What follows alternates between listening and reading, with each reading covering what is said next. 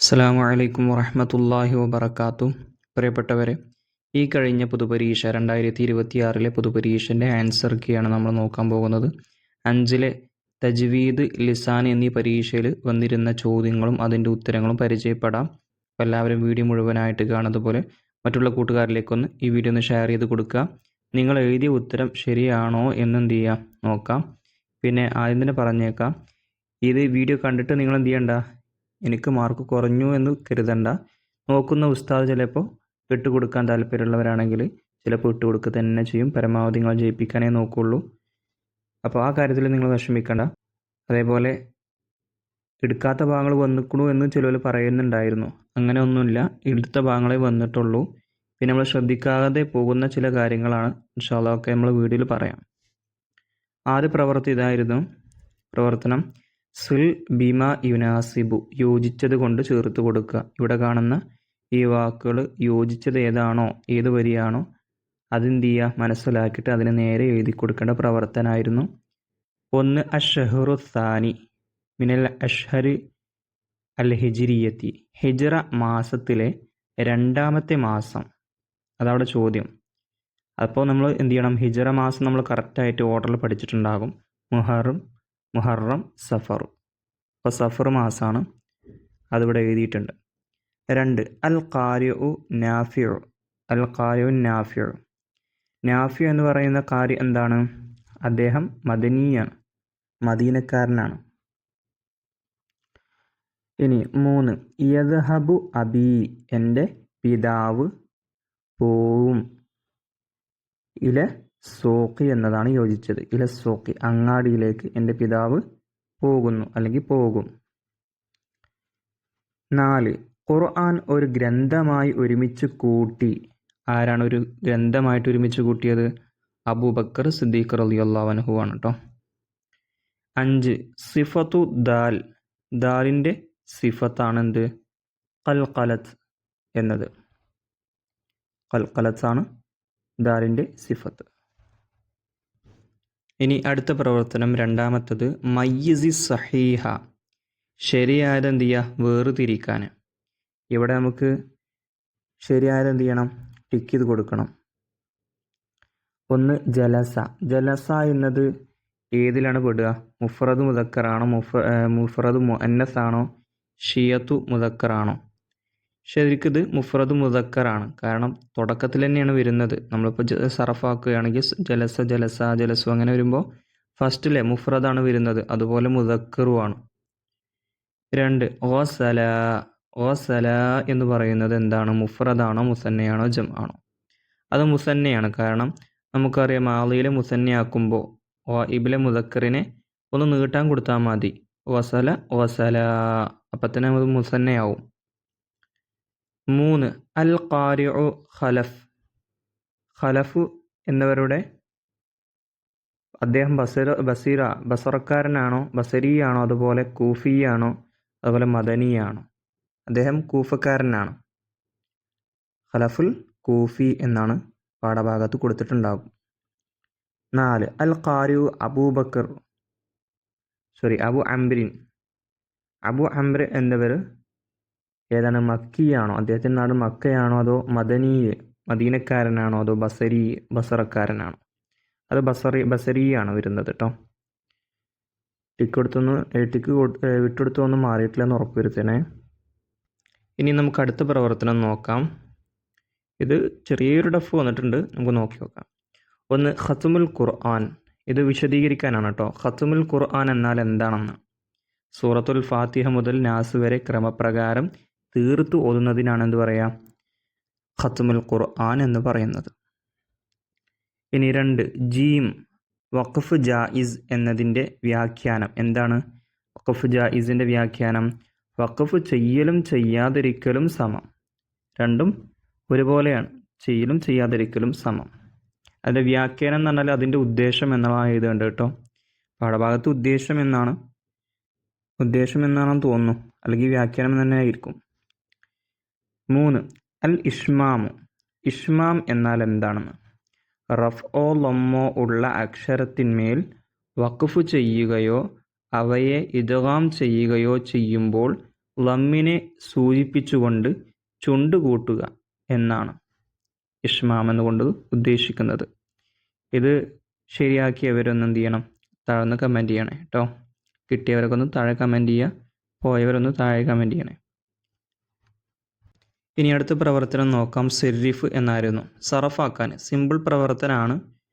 ഇവിടെ കാണാം മാളിയായ ഒരു ഫീലാണ്. കണ്ട മുലാരിയാണെന്ന് തോന്നും, പക്ഷെ മാളിയാണിത്. ഇതെങ്ങനെ സറഫാക്കാം? യഖീല യഖീല യഖീലു യഖീലത് യഖീലത യഖീലന. ഇവിടെ നമ്മൾ ചിലപ്പോൾ എന്ത് ചെയ്യും, മുലാരിയാണെന്ന് മനസ്സിലാക്കി യഖീല യഖീലാനി യഖീലൂന ചിലപ്പോൾ സറഫാക്കിയിട്ടുണ്ടാകും. അങ്ങനെയല്ല വരും കേട്ടോ. അങ്ങനെ തെറ്റായിട്ടുണ്ടാവില്ല എന്ന് വിശ്വസിക്കുന്നു. 2 യഖ്റുജു. യഖ്റുജു എന്നതിൻ്റെ സറഫ് ഏത് വരെ വേണം? യഖ്റുജ്ന എന്ന വരെ. യഖ്റുജു യഖ്റുജാനി യഖ്റുജൂന തഖ്റുജു തഖ്റുജാനി യഖ്റുജ്ന. 3 തക്തുബു. അവിടുന്ന് വാക്യാണ് വരേണ്ടത്. അതായത് ഹാലറായ മുദക്കർ അവിടുന്നാണ് തുടങ്ങുന്നത് കേട്ടോ. മുലാരിയിലെ ഹാലറായ മുദക്കർ. അവിടെ തക്തുബു തക്തുബാനി തക്തുബൂന തക്തുബീന തക്തുബാനി തക്തുബിന. ഇനി നമുക്ക് അടുത്ത പ്രവർത്തനം നോക്കാം. അടുത്തത് റത്തിബിൽ കലിമാത്ത്. കലിമത്തുകൾ എന്ത് ചെയ്യണം? തർത്തീബാക്കി എഴുതണം. ഇത് ഡിസോർഡർ ആയിട്ടാണ് കൊടുത്തിട്ടുള്ളത്. അതിലേത് ആദ്യം വാക്ക് വരുമെന്ന് മനസ്സിലാക്കിയിട്ട് എഴുതേണ്ട പ്രവർത്തനമാണ്. തനസ്സഹ അൻ ഖൗലിൻ വഫഇലിൻ വനിയത്തിൻ. ഇതായിരുന്നു. അതൊരു വരിയെ കൊടുത്തിട്ടുള്ളൂ. 2 നവ്വിർ ബസരി അൽ അല്ലാഹുമ്മ ബി കിതാബിക ലിസാനി വാതിലക് ബിഹി. ഇത് നമ്മൾ മനഃപ്പാഠമാക്കാൻ സാധിക്കുന്ന ഒരു ഇതിനെപ്പറ്റി പറഞ്ഞിട്ടുണ്ടായിരുന്നു. അതിനെപ്പറ്റി അതായത് ഒരു ദുആവും ഒരു ആയത്തൊക്കെ ഉണ്ടായിരുന്നു. അതിൽ ആ ദുആ ആണ് അല്ലാഹുമ്മ നവ്വിർ എന്നാണ് കേട്ടോ. അല്ലാഹുമ്മ നവ്വിർ ബി കിതാബിക ബസരി വാതിലക് ബിഹി ലിസാനി. ഇത്രേ ഉള്ളൂ. അതിലത്രേ വാക്കുകൾ കൊടുത്തിട്ടുള്ളൂ കേട്ടോ. ഇനി നമുക്ക് അടുത്ത പ്രവർത്തനം നോക്കാം. അടുത്തത് അജ്ബ് എന്നുള്ള ഒരു പ്രവർത്തനമായിരുന്നു. ഉത്തരം എഴുതാനും. 1 റിഹ്വ് എന്നാൽ എന്തിനാണ് റിഹ്വ് എന്ന് പറയാം? മഖ്റജിൽ ഊന്നൽ ദുർബലമായതിനാൽ മൃദുവായി ശബ്ദം നടക്കുക, അതിനാണ് റിഹ്വ് എന്ന് പറയാം. റിഹ്വിൻ്റെ ഉദ്ദേശമാണ് ചോദിച്ചത്. 2 ഖുർആൻ തീർത്തു ഓതിയവന് വീണ്ടും എന്തെല്ലാം ചെയ്യണം? ഇവിടെ ചിലപ്പോൾ കുറച്ച് കുട്ടികൾ തെറ്റിച്ചിട്ടുണ്ടാവാൻ സാധ്യത ഉണ്ട്. ഇവിടുന്ന് മുതൽ തുടങ്ങണം. ഇങ്ങനെ തീർത്ത് ഓതിയവൻ, അല്ലെങ്കിൽ ഇവിടുന്ന് തുടങ്ങിയാലും മതി. വീണ്ടും ഫാത്തിഹയും അൽ ബഖറയിലെ ആദ്യത്തെ 5 ആയത്തും ഓതി അടുത്ത ഖത്മ് തുടങ്ങി വെക്കലും ദുആ ചെയ്യലും സുന്നത്താണ്. എഴുതുമ്പോൾ അൽ ബഖറയിലെ ആദ്യത്തെ 5 ആയത്തും ഓതി മുതൽ അതുവരെ ചിലർ എഴുതിയിട്ടുണ്ടാവും.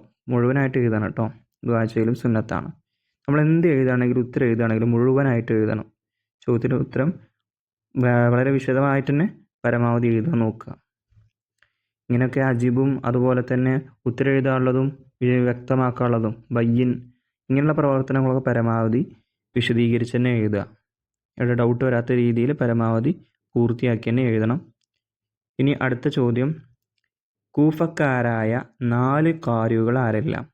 1 ആസുമുൽ കൂഫി എന്നവരും അൽ കിസാഉൽ കൂഫി എന്നവരും ഖലഫുൽ കൂഫി എന്നവരും ഹംസത്തുൽ കൂഫി. ഇങ്ങനെ 4 പേരാണ് കൂഫക്കാരായ 4 ഖാരികൾ. ഇനി അടുത്ത ചോദ്യമാണ്, തിലാവത്തിൻ്റെ സുജൂദ് സുന്നത്താണ് ആർക്ക്? തിലാവത്തിൻ്റെ സുജൂദ് ചെയ്യൽ സുന്നത്തുള്ളത് ആർക്കാണ്? അത് പരിശുദ്ധ ഖുർആനിലെ സജദയുടെ ആയത്തുകൾ ഓതിയവർക്കും കേട്ടവർക്കും. ഇത്ര എഴുതിയാൽ തന്നെ സംഭവം കിട്ടും കേട്ടോ. ഫുൾ മാർക്ക് കിട്ടും, 4 മാർക്ക് കിട്ടും. ഇനി ചിലപ്പോൾ ഖുർആൻ ഓതിയവർക്കും കേട്ടവർക്കും കൊടുത്തിട്ടുണ്ടാവും. അങ്ങനെ പോരാ, സജദയുടെ എന്ന് വരണം കേട്ടോ. സുജൂദ് ചെയ്യുന്ന ആയത്തിൻ്റെ ആ സജദയുടെ ആയത്ത് ഓതിയവർക്കും കേട്ടവർക്കും ഇങ്ങനെ എഴുതിയാലും കുഴപ്പമൊന്നുമില്ല. ഇനി 5 താങ്കൾക്ക് ഖുർആൻ ഓതി കേൾപ്പിക്കാൻ അള്ളാഹു എന്നോട് കൽപ്പിച്ചിരിക്കുന്നു. ആരോട് പറഞ്ഞതാണ്? അത് നബി സല്ലല്ലാഹു അലൈഹി വസല്ലമ തങ്ങൾ കഅബ് റളിയല്ലാഹു അൻഹുവിനോട് പറഞ്ഞതാണ്. പിന്നെ ഈ ഒരു പ്രവർത്തനം, അടുത്ത പ്രവർത്തനം ഈതി ബിൽ മിസാലിൽ ആതിയത്തി, താഴെ കൊടുത്തതിന് ഉദാഹരണം കൊണ്ടുവരാനാണ്. ഇവിടെ ഒന്ന് കാണാം, ഫിഅ്ലു മാദിലിൽ മുഫ്രദിൽ ഗായിബി, ഗായിബായ മുഫ്രദിനുള്ള മാദിയായ ഫിഅ്ല്. ഇവിടെ ഇപ്പോൾ ഞാൻ ഒരു ഉദാഹരണം എഴുതിയിട്ടുള്ളൂ. ഉദാഹരണത്തിന് ഇവിടെ ഫഅല എന്ന് എഴുതിയിട്ടുണ്ട്. ഇത് മുഫ്രദുമാണ്, അതേപോലെ തന്നെ ഗായിബായ മാദിയിൽപ്പെട്ടതുമാണ്. അതേപോലെ തന്നെ വേറെ ഒന്നും കൂടി വേണമെങ്കിൽ എഴുതാം. അതേതറിയോ? ഫഅലത്ത്. അതും കൂടെ എന്ത് ചെയ്തിൽ എഴുതി ചേർക്കാം. അതിന് മാർക്ക് കിട്ടുമെന്ന് ചോദിച്ചാൽ അതിന് നോക്കുന്ന ഉസ്താദിനനുസരിച്ച് നിൽക്കും. ഓക്കെ. 2 ഫിഅ്ലു മുളാരിഇൽ മുഫ്രദിൽ ഗായിബി.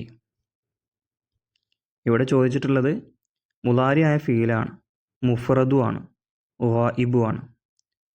അപ്പോൾ ഏതാ വരിക? അപ്പോൾ നമുക്ക് 2 എഴുതാം. യഫ്അലു എന്നും പിന്നെ തഫ്അലു എന്നും, സ്ത്രീയുടെയും പുരുഷൻ്റെയും. യഫ്അലു എന്നത് പുരുഷൻ്റെയും തഫ്അലു എന്നത് സ്ത്രീയുടെയും. ആ രണ്ടുമാണെങ്കിൽ എന്ത് ചെയ്യുക? ഇതിൽ എഴുതാം. 3 ഫിഅ്ലു മുളാരിഉൻ ലിൽ ജംഇൽ മുതക്കല്ലിമി. അതായത് ജംഉ മുതക്കല്ലിമിൻ്റെ മുളാരിയിലെ ഫിഅ്ല്. ജംഉ മുതക്കല്ലിമിന് ആകെ ഒറ്റന്നേ വരുള്ളൂ, അത് നഫ്അലു എന്നുള്ളതാണ് കേട്ടോ. ജംഉ മുതക്കല്ലിം അത് എഴുതിയിട്ടുണ്ടാവും. ഇനി അടുത്തതാണ് അരിബ്, അറബിയാക്കാൻ.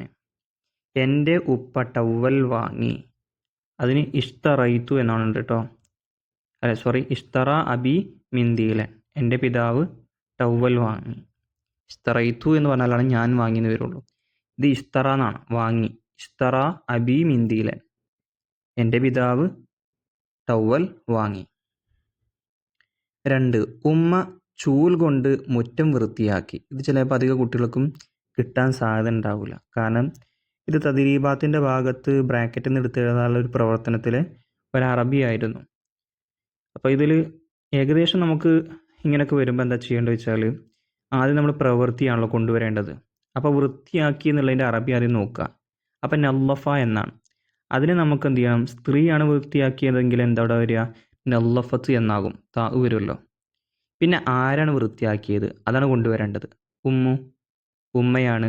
അപ്പോൾ പ്രവർത്തി കഴിഞ്ഞാൽ അത് പ്രവർത്തിച്ച ആൾ. പിന്നെ എന്താണ് പ്രവർത്തിച്ചത്?